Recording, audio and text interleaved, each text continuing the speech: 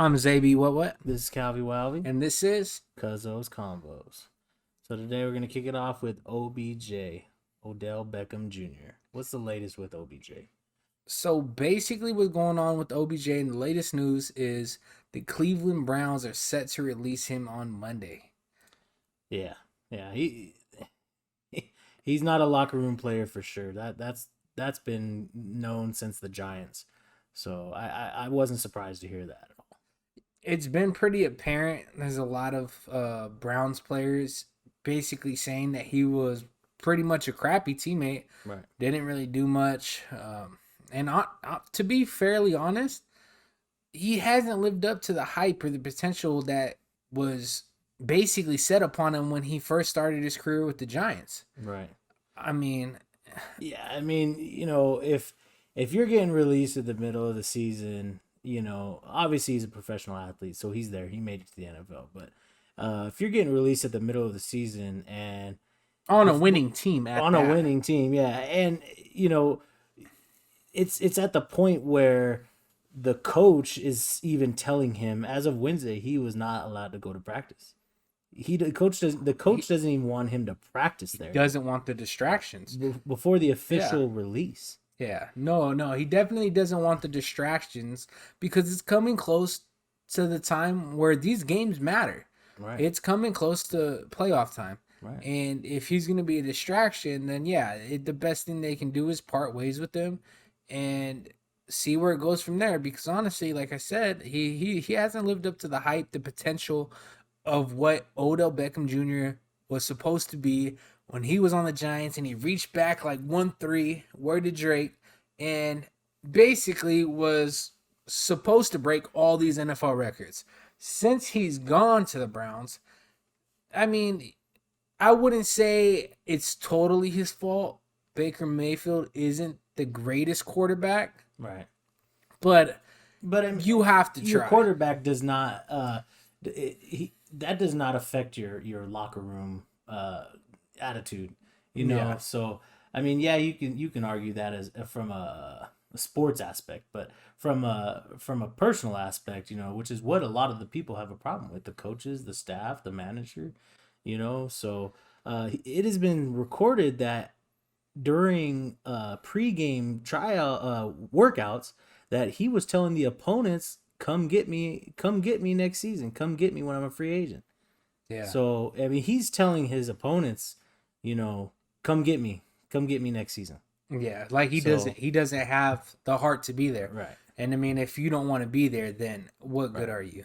If it's the middle of the season, you're on a team, you should fight to the end to see that team through, and then respectively leave. So but, I mean, we do have a couple potential landing spots for him though. Right. So far the rumors are the top 3 are the Las Vegas Raiders, the New Orleans Saints, and the Green Bay Packers. 3 arguably playoff contenders. Right, yeah, of course. And it would be a good spot at any destination of those because they all have decent quarterbacks, except for, the New Orleans Saints just lost Jameis Winston to an injury. But his backup was pretty good. He won the game. Yeah, Trevor Siemian. Yeah, he definitely won the game. He did pretty good. Yeah, he beat the Bucks at that. I was pretty surprised. So, I mean, game. It is what it is. Going off of the Packers, how about that Aaron Rodgers news? So Aaron Rodgers, what did our boy Aaron do? Aaron Rodgers is a great quarterback, but he got himself. I think he actually got himself some trouble. He says they're talking about suspending him, aren't they? They're talking suspension. A lot of people are for the suspension. I know Stephen A. Smith is for suspension off of First Take, but also Tim Tebow had an interview on First Take, and he's actually against suspension. Right. Tim Tebow is saying that, if we held everybody in the NFL from the floor sweepers to the owner's box, if we held them responsible for their lives, then there wouldn't be anybody left. Long story short is what he said. Out of context is what he said. Yeah, basically, if you're gonna catch one person and suspend them for lying, you basically got to suspend multiple people from, like you said, the bottom to the top. Right. Because there's a lot of people lining the media day in and day out. Right. And they're obviously not being suspended. Obviously, it's his choice to be vaccinated or not. Right.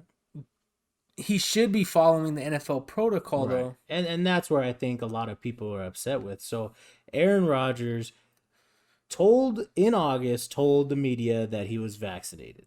Yeah. And a lot of people, they see that when he was telling them that he was smirking, he almost and they just feel like he flat out lied about it, and people are upset about it. Well, I think he did actually answer the interviewer and say yes, he was vaccinated. Right. And that's where, but to a point, he never said. Right. If you want to get in specifics, he never said I am fully COVID vaccinated. But on that, if you want to go that angle, the thing is with him is if you're gonna not be vaccinated in the NFL, they have stated that you have to follow protocol. Wear your mask on the sideline. Wear your mask. Such as Carson Wentz does. Exactly. Carson Wentz. So perfect example. Exactly. Yeah. Once he's on the sidelines, he puts his mask on. Once he's doing his interviews, he puts his masks on. There's even so much as in the NFL that if you're unvaccinated that you can't gather with more than 3 NFL players in a group. So there was some scrutiny about Aaron Rodgers going to the Halloween party, dressed as my guy John Wick. Oh, the John Wick costume was pretty good though. The John Wick costume was pretty legit. So I feel like Keanu Reeves would be proud. Yeah, he would be proud. Keanu, Point Break, what can we say? But I think Aaron Rodgers had been growing his hair out just to pull that costume off, which I've made some similar sacrifices. I mean, but I don't know. He might have. Yeah. I mean, who are we to say? Right. But I mean. So to switch gears, we got to bring up arguably the biggest topic of this week. Yeah, the sad and tragic news of Henry Ruggs. The situation that happened in Vegas, in Nevada, was very sad. So, young lady lost her life, 23 years old. Wide receiver Henry Ruggs was driving too fast. He was intoxicated. So. That's a pretty. I wouldn't even say way too fast. He's beyond fast. Yeah. I know he's used to going fast because he's a 4.2 combine 40-yard dash type of guy. Right. And he took that to a whole new level. Right. He was going over 150. Yeah. Over 150. Right. Yeah, the news report said 156, 127 when the airbags are deployed. So. By the time he's seen the young lady's car, it was too late. Yeah, definitely too late. Her name was Tina. So by the time he's seen her RAV4, it was too late. He tried to brake, brought his speed down to 127. At that point, that size car, the other size car, a Corvette versus a RAV4, it wasn't going to end well for somebody, and sadly she lost her life. And the other thing is, very tragic situation. He's out on bail. He made bail, $150,000 bail. They tried to set it at $1 million. They got it changed down. So he posted bail. He's out. But what are we gonna expect in the future? Well, I mean, looking at the laws in Nevada, and I don't think a lot of people know this because there is a lot of cases where you will get out on probation, but in that certain scenario with Henry Ruggs, with the DUI, with a deadly crash, they don't allow probation on that type of case, that specific situation. So the minimum is 2 years and the maximum is 20 years. However, basically his driving recklessly has a probationary period that he'll be able to get, but overall, right. I'm pretty sure he's doing jail time. The felony DUI is a maximum sentence of 20 years in prison. Yeah. So if the maximum sentence is carried out, I mean, his family is gonna suffer. He's gonna suffer. The fans are gonna suffer. The Raiders fans. I mean, I know that's a lot of people don't want to think of that right away, but at the same time, he's a professional athlete. A lot of people pay money to go see him, to see him Yeah. perform. You know, that's why we watch the NFL. So that's going to be a tragic loss in itself. Yeah. So And it's crazy to think just that one situation, one wrong decision in your life, may it be small or big, can drastically change your future or someone else's future drastically. And right, it's not just him, it wasn't just his girlfriend in the passenger seat or Tina that passed away with her dog. Sadly, it wasn't just them that were affected. It's all of Henry Ruggs' families and friends and the whole Raiders organization. And it was all Tina's family, friends, and the Target organization. And it's just a dramatic and sad story, and prayers go out to the family, and honestly pray for the best and hope for the best for the outcome, because it's just tragic to see. right. Yeah, I mean, nobody wants to see that, and unfortunately, it happened. And like you said, prayers to the families. Um, Next, we're gonna bring it to a little bit different. We're gonna switch gears again. We're gonna go to On an upper note, are we switching it back to an yeah, upper yeah. note? We're gonna bring it to an upper note. As sad as that story is, we gotta chipper up our fans. So, we're gonna bring it to Brittany Renner. Brittany Renner. Yeah, The last interview, I believe it was on DJ Academics podcast, his podcast. right. His title was The Trap Queen. In regards to the story with PJ Washington, Right. and basically saying that Brittany Renner trapped him.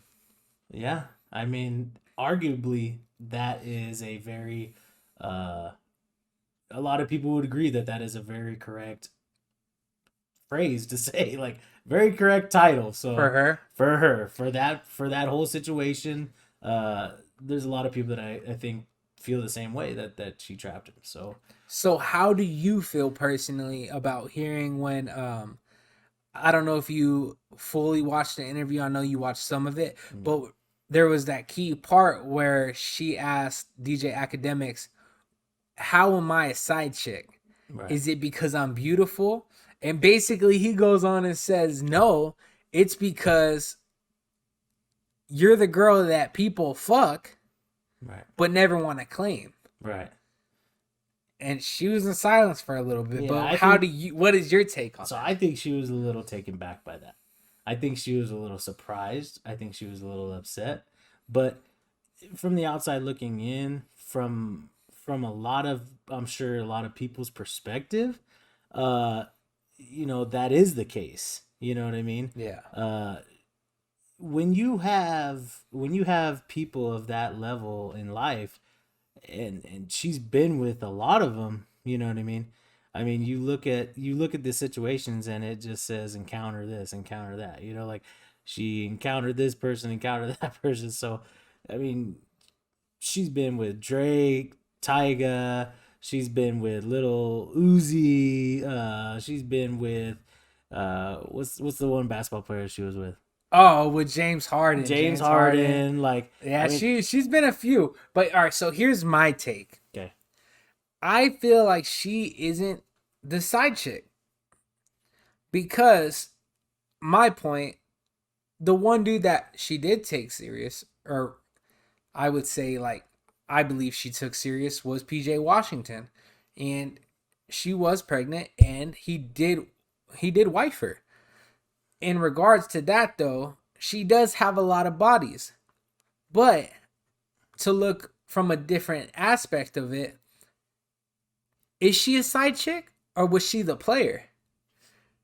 Because I feel like she might have been in control of all those situations, because hey, if I just want to have casual sex and I'm doing it with these well-established artists or athletes or whatever they may be, right, she was in the power to do that. And at the end of the day, she probably didn't give a shit. And that's okay for her to feel like that. Right. That's okay for her to feel like that. But the way she's going to be perceived is as a side chick. And that's why when he said that's where I think he's coming from. Okay. So That's see, where I think that's he's why, coming from. Yeah, there's more. There's people that are gonna think like you think, Right. where she's a side chick, and then there's gonna people that agree with me where I think maybe she wasn't the side chick. Maybe she was in charge of playing the game. Well, yeah, when you're having your fun, it's called a little black book, and that little book ain't so little. So Yeah. Well, you know what I mean. But at the same time, it's because they're people of status that anybody even knows about it. yeah. You know what I mean. So I can see what you're saying. If she wasn't, if they weren't people of status, would people even know who Brittany Renner was? Well, would they even know who she was been with? Exactly. So I see where you're coming from with that, but I mean, the amount of status celebrities that she's been with makes her look like the definition of a 21st century side chick. That's fair. That's fair. So, talking about someone 21st century side chick, she may not be a side chick, but she has the history of it. Kim K. Let's talk about her husband, or maybe soon ex-husband. Yeah, well, they've been Kanye West. They've been saying that for. They've been saying that for a while. I mean, that man was dead broke, and she bailed him out of a bankruptcy, and they still made it through. So we'll see.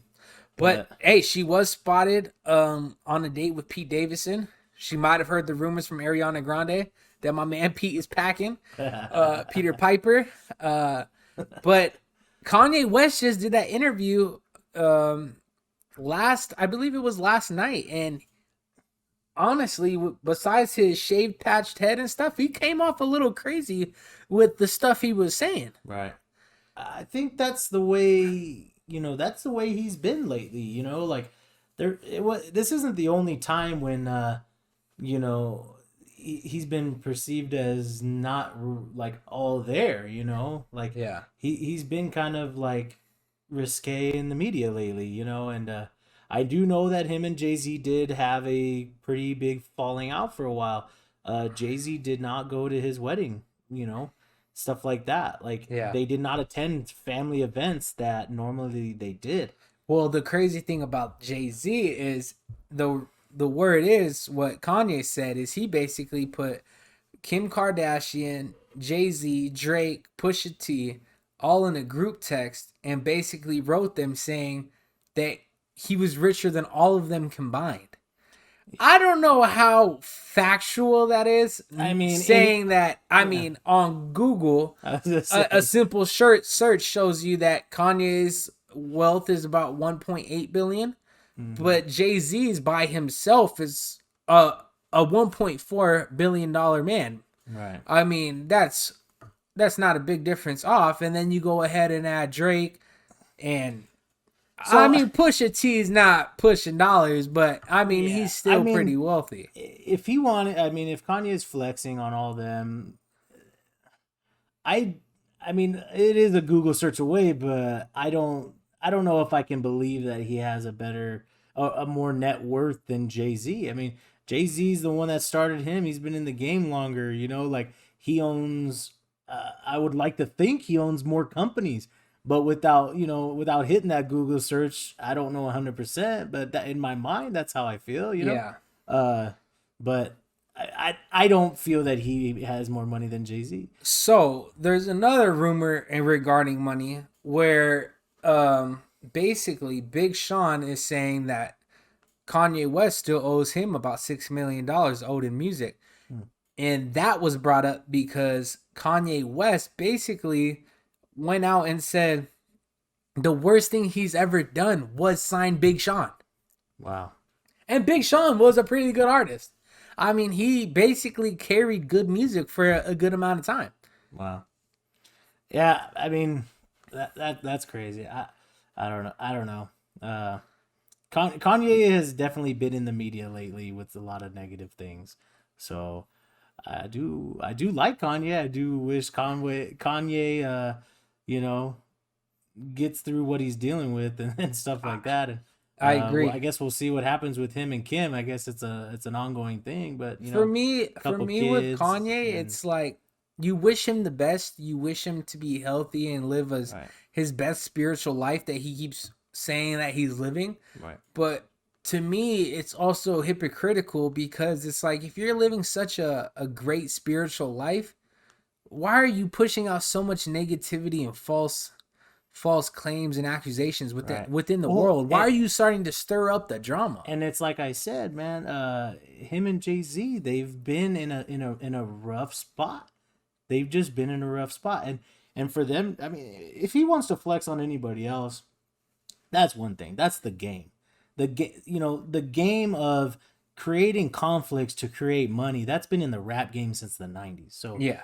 But for him to do it with Jay-Z, someone he grew up Jay-Z started him, like he's pretty much the reason, he's the influencer to that guy, he's the reason why he's here. So for him to do that to Jay-Z is kind of like, for them to be feuding is big. I feel like in the rap game with that situation, it's a bigger deal than with him and anybody else. And that's how I feel about Kanye. But yeah. I mean, only time will tell with those situations. So, speaking on older rappers, right? How are the new rappers looking? The new genre of music. So who knows what to expect from this new genre of rap? But there has been a new media sensation, the Island Boys. And they're just trying to make it. Like they just trying to make it in them Island Boys. Man, all right, so. The Island Boys are a huge viral sensation now. Right. You know what? That's the crazy thing to me. Yeah. Because this generation, like, this time of day, you could literally blow up and be viral and go from nothing to famous in a snap of a finger. Right. The day of going down to a photographer, taking a clip of headshots, making a mixtape on a tape deck and taking it to the producer is over. That they proved that. I think a lot of other people have proved that. Yeah. This new line of music has proved that. Soulja Boy did it first. Yeah. He started this. Yeah. He did start this wave. A lot of people. I don't know if you've seen the memes that Soulja Boy did everything first, but I mean, honestly. He was the first. He was the first. Found on it too, though. Bieber was found on YouTube. Soulja Boy was found on YouTube. Yeah. There's so many artists now being discovered on YouTube, TikTok. Right. Back in the day, there's a bunch of celebrities found on Vine. Right. There's so many platforms now just to become famous, and then you got the Island Boys. The Island Boys. And they're just, they're blowing up to the point where you got Pennywise and Terry Crews making a lip over of the Island Boys song. Yeah. They went viral, man. Everybody wanted a piece of it. Everybody wanted to commentate. Everybody wanted to voice their opinion. Even it was even on Barstool Sports. Yeah, they were watching those videos. And have you seen a lot of the TikToks where people are making fun of them and dressing their chihuahuas up with wicks in their hair? Right. They got them all over and stuff. Hey, it's not wrong when they say that even bad news or bad press is good press. Yeah. Sometimes negative press makes you more money than positive press. I mean, they're getting made fun of, but I mean, who's really laughing? Right. I mean, they're laughing their way to the bank because everyone's recreating their video. Right, and they shown that in their newer videos. I mean, give us some face tats and some wicks, right? I know. I mean, let us go viral. Yeah, I can put some gold teeth in my mouth. Shoot. So, and who knows? Who knows? They might really live on an island. I don't know.